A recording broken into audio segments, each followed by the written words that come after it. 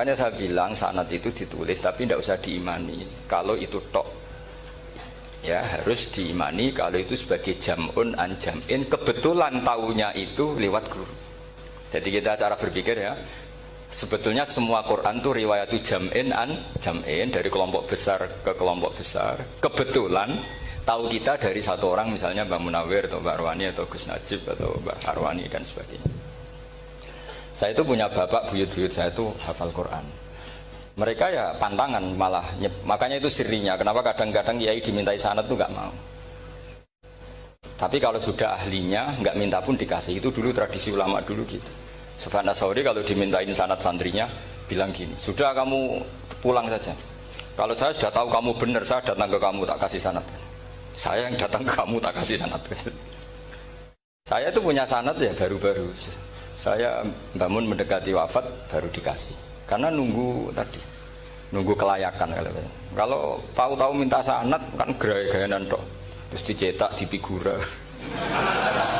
Terus seakan-akan legal jadi muridnya Gus Najib. Itu aneh. Saya ulang lagi ya. Jadi kita harus ngadepi satu hukumnya Allah. Kalau sanadul Quran itu harus mutawatir. Malah mutawatirnya riwayat jam'in an jam'in sing la yumkinu tawatuhum alal gadi. Sehingga kita nyaman. Misalnya kita mau tidak mau menyebut setelah hafaz, itu kita hanya menyebut Asim. Setelah Asim paling banter kita menyebut hanya dua, yaitu Abdurrahman As-Sulami, Abi Abdillah Abdurrahman As-Sulami. Ada yang nulis Abi Abdurrahman Habib As-Sulami. Itu di harokatnya kitab. Itu ada yang nulis Hubab. Yang benar, oh enggak, yang benar itu bacanya Habib. Habib itu As-Sulami, itu ikut marga Robi'ah. Itu kemudian ditulis gurunya hanya dua, yaitu Abdurrahman As-Sulami sama Zirin bin Hubes. Setelah Zirin bin Hubes, sahabat yang ditulis itu hanya Utsman, Ali, Ubay bin Ka'ab. Ya, Utsman, Ali, dan Ubay bin Ka'ab sama Zaid bin Sabit. Hanya 4. Sekarang kita teliti betapa bahayanya itu. Bahayanya begini.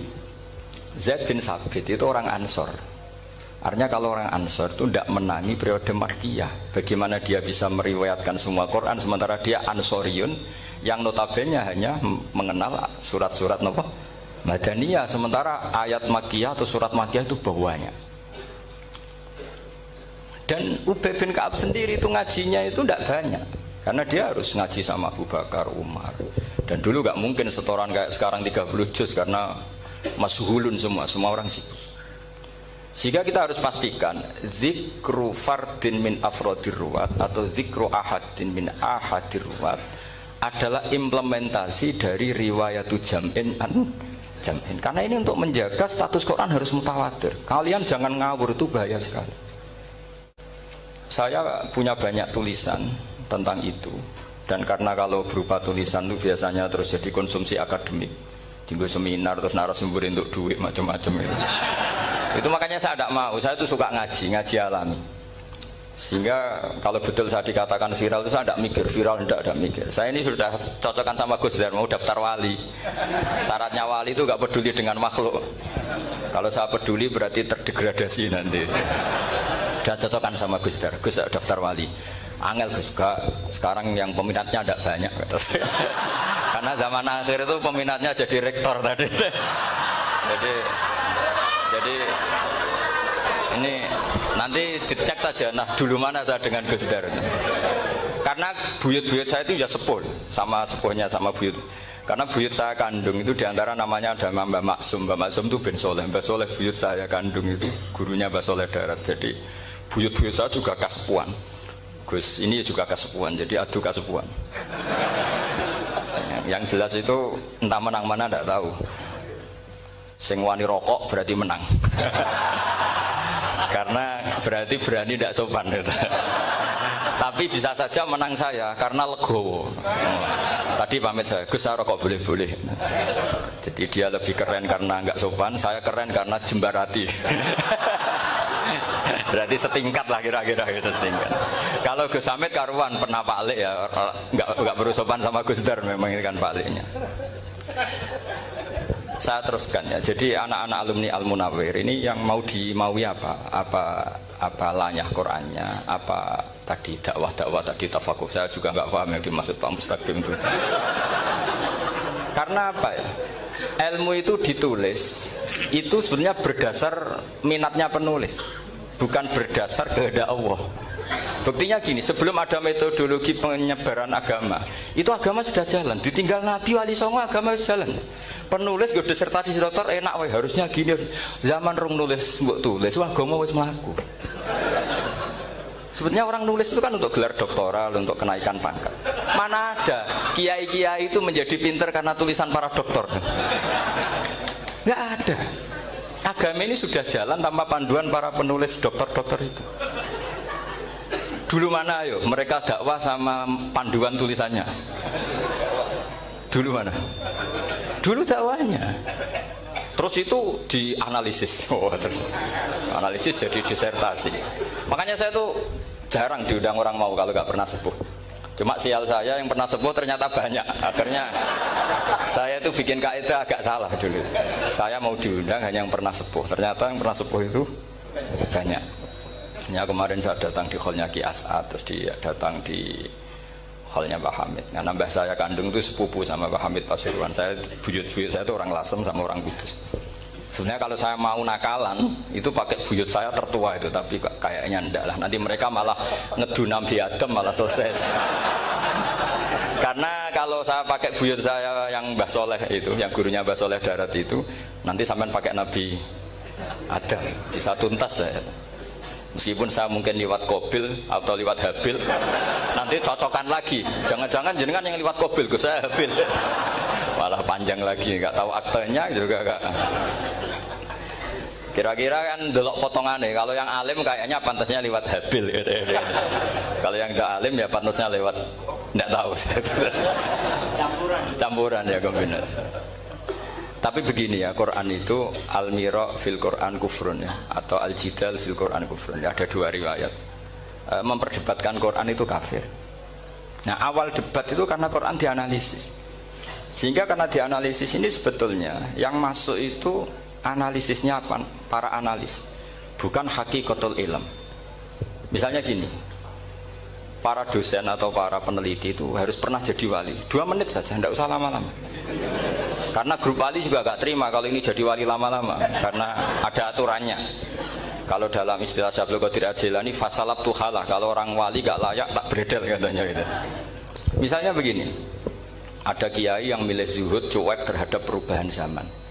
Sebetulnya orang analis akan bilang itu cuek, tidak peduli dengan sekelilingnya.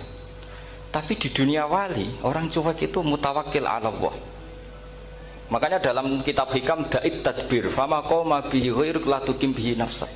Sudah kamu tidak usah mikir dunia, ini sudah ada al-mudabbir yaitu Allah Subhanahu wa ta'ala. Kamu mikir, tidak ikut punya kok kamu pikir.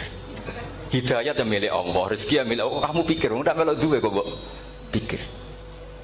Sehingga ketika dianalisis ini orang yang cuek, antisosial atau tidak punya kesolehan sosial, kalau mereka ngamati orang-orang soleh yang tertutup itu. Padahal ini adalah orang yang dekat Allah. Karena sudah makomnya makom apa? Tajrid. Tapi dianalisis meninggalkan apa? Sosial. Lah yang pro sosial, misalnya yang dosen, yang ceramah di mana-mana, dianggap peduli sosial. Jangan-jangan peduli nasibnya sendiri. Karena ya ada untungnya gitu. Makanya seperti ini kalau nuruti begitu-begitu itu tidak ada selesainya. Maka kita harus ngomong sesuai hakikatul amr. Bahwa anak abdun soro fakhri dimna fakri. Jadi kita ini selalu hambanya Allah. Yang menjadi kebanggaan kita adalah mulazamatul fakr, bahwa kita selalu butuh Allah, baik diucapkan maupun tidak. Dan itu ilmunya para wali. Jadi khawatir saya kalau alumni-alumni Al-Munawwir ini menjadi korban analisa para analis yang belum pernah jadi wali. Itu biasanya metodenya Masya Allah. Misalnya metode hafalan cepat. Indonesia tuh Islamnya moderat. Terus kita cari dari kelompok 73 ini mana yang moderat. Apalagi Islam Nusantara ini kelompok keberapa lagi kan, terus bingung secara referensi. Nggak apa-apa, kita jadikan hiburan istilah Islam Nusantara, Islam moderat, Islam ekstremis, Islam, jadikan hiburan. Tapi tidak merubah ilmu kita yang mau rusak dari Rasulullah SAW, yaitu bahwa umat ini hanya terbagi 73. Itu ada riwayat mengatakan 72 masalah, yang satu benar. Tapi ada riwayat kebalikannya, 72 itu benar, yang satu salah. Itu di dunia ilmu hadis diperdebatkan kuat mana riwayat itu. Tapi karena kita ini terlalu mengkonsumsi orang yang nggak ahlinya, ya sudah sepihak tadi kita hanya menguatkan riwayat yang 72 masalah, yang satu benar. Tapi pertanyaannya, kuat mana dua riwayat itu? Kita yang ahli sunnah itu baca beberapa teks hadis, itu banyak ahli hadis yang mendukung dua-duanya. Nah, padahal logikanya secara ilmu wal hadis idza tatarraqahul ihtimal saqata anhul istidlal, ya kalau ihtimalnya banyak ya sudah nggak usah dipakai dalil. Tapi kan kita ndak etis ya, karena guru-guru kita juga pakai dalil itu. Tapi sebetulnya di sarah-sarah itu dijelaskan. Apalagi di kitabnya Habib Muhammad bin Abdillah Al-Haddar, mertuanya Habib Zain bin Smith, juga mertuanya Habib Umar Hafid.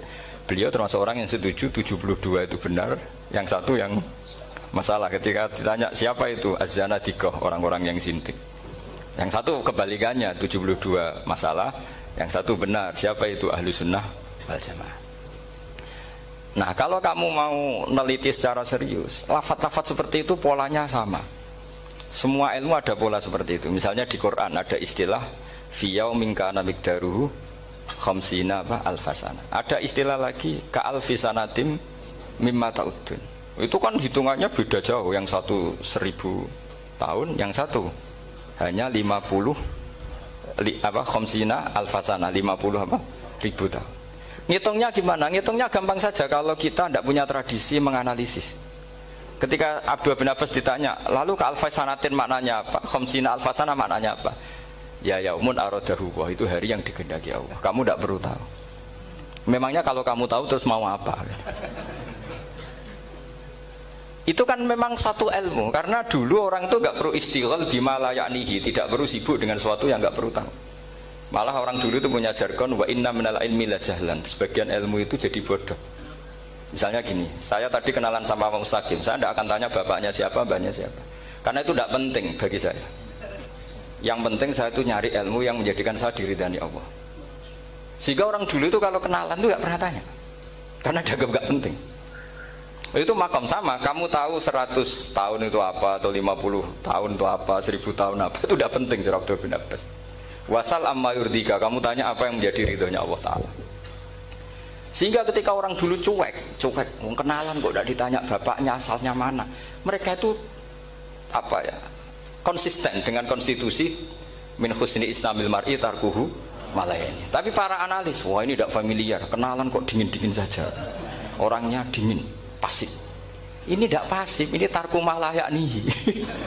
Jadi gak sambung memang calon wali sama calon rektor itu tidak sambung. Jadi memang nggak sambung, cara berpikirnya beda. Makanya saya mohon ini apa ya? Ya itu tadi saya sudah cocokkan sama Gus Dar ini. Jadi kalau kamu daftar ya monggo. Nanti saya tidak tahu yang nanti jadi ketua saya Pak Gus Dar, tidak tahu saya.